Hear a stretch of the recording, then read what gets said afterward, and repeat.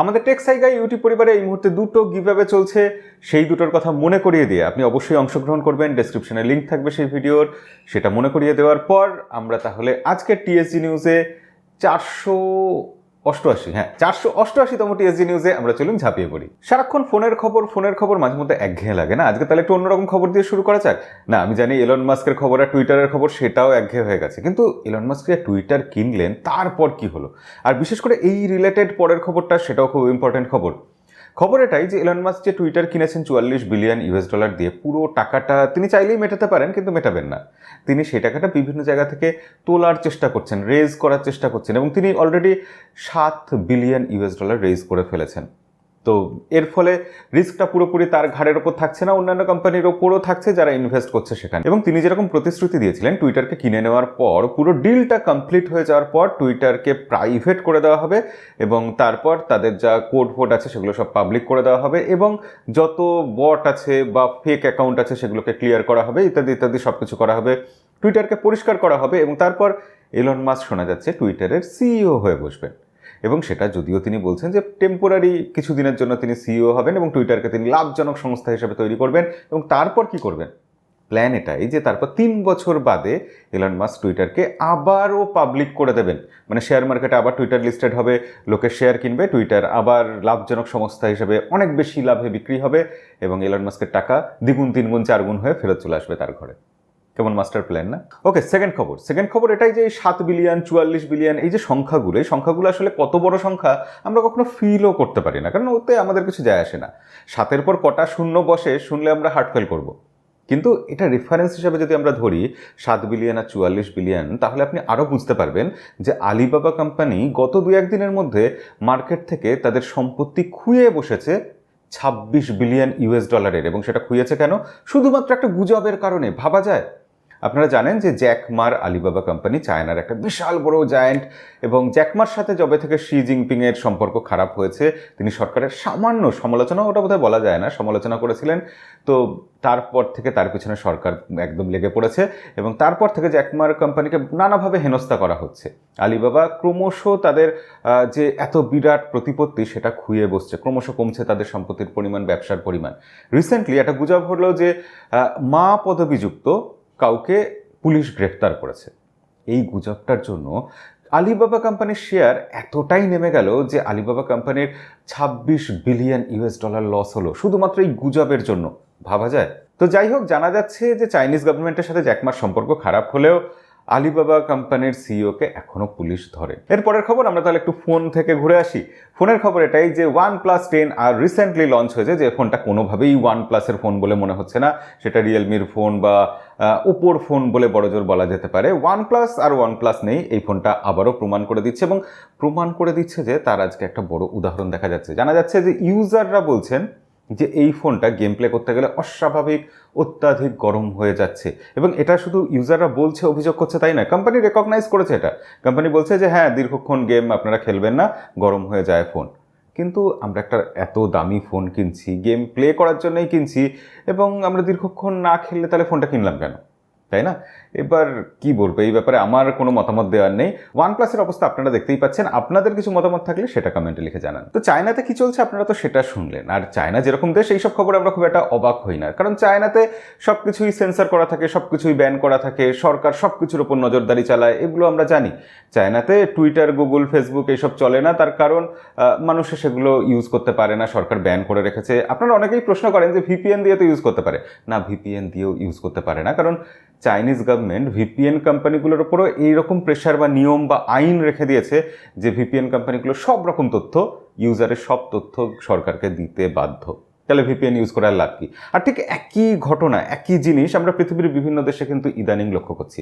রাশিয়াতে এই জিনিস আমরা কয়েকদিন আগেই লক্ষ্য করলাম যে সরকার কিন্তু সাধারণ মানুষের স্বাধীনতার উপর হস্তক্ষেপ করছে।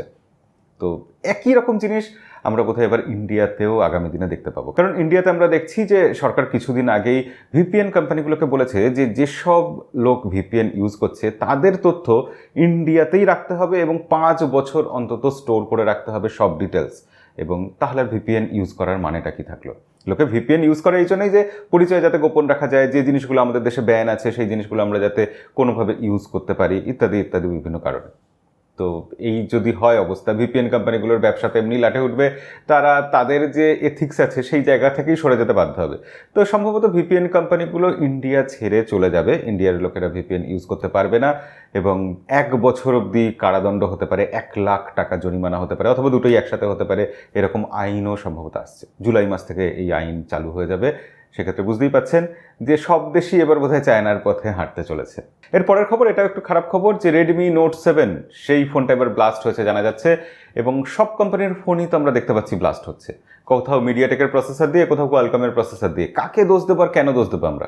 আসলে এই গতকালই আমরা দেখলাম বা পরশুদিন রিয়েলমির ফোন ব্লাস্ট হয়েছে, তার আগে দেখলাম আমরা ওপোর ফোন ব্লাস্ট হয়েছে, স্যামসাংয়েরও ফোন কখনো ব্লাস্ট হয়েছে, ওয়ানপ্লাসের ফোনের তো কথাই নেই, নট 2 বহুবার ব্লাস্ট হয়েছে, তো পোকোর ফোন ব্লাস্ট হয়েছিল। কেন হচ্ছে এটা? আমার যেটা মনে হয় আসলে যে কোম্পানিগুলো কোয়ালিটির ওপর নজর দিতে পারছে না, কোথাও গিয়ে তাদের তাড়াহুড়ো থাকছে, কারণ এত ফোন লঞ্চ করছে তারা কোথায় কোয়ালিটি মেনটেন করবে?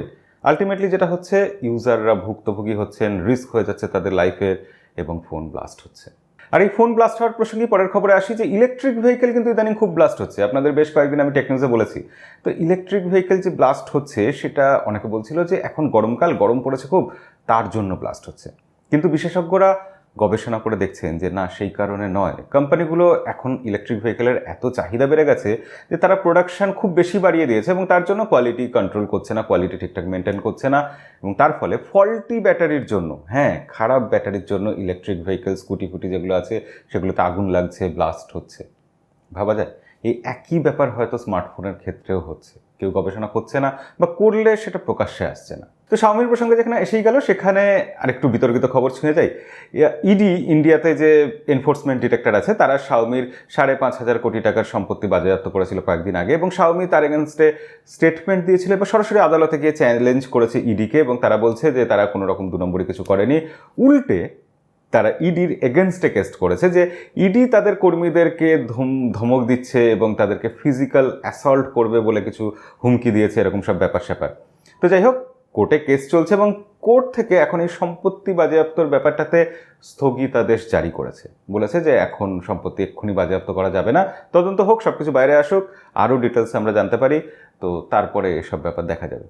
এখন সরাসরি একদম গভর্নমেন্টের সাথে শাওমির একটা লড়াই এসে দাঁড়িয়েছে। তো সেসব দিয়ে কী হয় দেখা যাক। বেশ জমজমাট নাটক আর একটা আমরা দেখতে পাবো মনে হচ্ছে। আর এইসব নাটকের ব্যাপারে সব কিছু জানার জন্য আমাদের চ্যানেলটা সাবস্ক্রাইব করে রাখবেন, বেল আইকন বাজিয়ে রাখবেন, আজকের ভিডিওটা লাইকও করে দিতে পারেন। আচ্ছা, আজকের টেক নিউজটা কেমন যেন খারাপ খবরের টেক নিউজ হয়ে যাচ্ছে না, তাহলে আরও একটা খারাপ খবর দিয়ে নিই। ফেসবুক কোম্পানি রিসেন্টলি আপনারা জানেন যে ফাইন্ড মাই ফ্রেন্ড এই ফিচারটাকে অফ করে দিয়েছিল। এবার তারা ওয়েদার যে থাকে, ওয়েদার ফোরকাস্ট, সেই ব্যাপারটাও, ওয়েদার রিপোর্টটাকেও তারা বন্ধ করে দিচ্ছে, শাটডাউন করে দিচ্ছে, এবং এগুলো তো সাধারণ ব্যাপার। সবথেকে খারাপ ব্যাপার এটা যে ফেসবুক আর নতুন কাউকে হায়ার করবে না এই 2022 সালের জন্য, অর্থাৎ কোনো চাকরিতে আর কাউকে রাখবে না।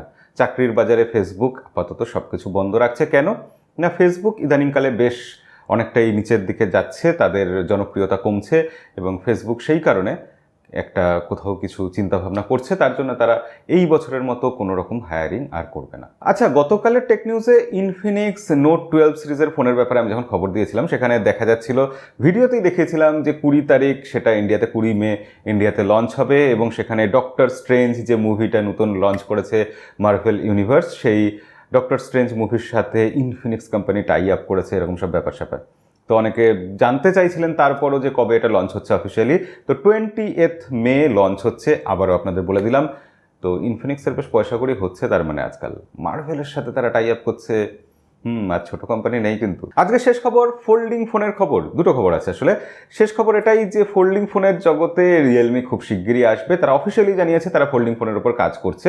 তো দেখা যাক এই বছরের শেষের দিকে আসবে, সেটা কোনো খবর হতে পারে না। খবর এটাই যে স্যামসাং তাদের গ্যালাক্সি Z Fold 4 আর Z Flip 4 এই দুটো ফোন যে এবছর লঞ্চ করবে, সম্ভবত খুব শিগগিরই আসতে চলেছে। BIS সার্টিফিকেশন সাইটে সেই দুটো ফোন লিস্টেড হয়ে গেছে। তো দেখা যাক স্যামসাং এবার কি বেটার করে। ক্যামেরা তো বেটার করবে, এটা আমরা শুনেছি, লিপস্টিক্স এসেছিল। তো মাঝখানে যে ভাঁজ পড়ে যাচ্ছে ব্যাপারটা ছিল, সেই ব্যাপারটা কি কিছু উন্নতি করতে পারবে? সেলফি ক্যামেরাটা কি আরেকটু বেটার করতে পারবে? এগুলো দেখার জন্য তো কৌতূহল থাকবেই। তো এখন স্মার্টফোনের মার্কেটে খুব একটা এক্সাইটিং কিছু হচ্ছে না।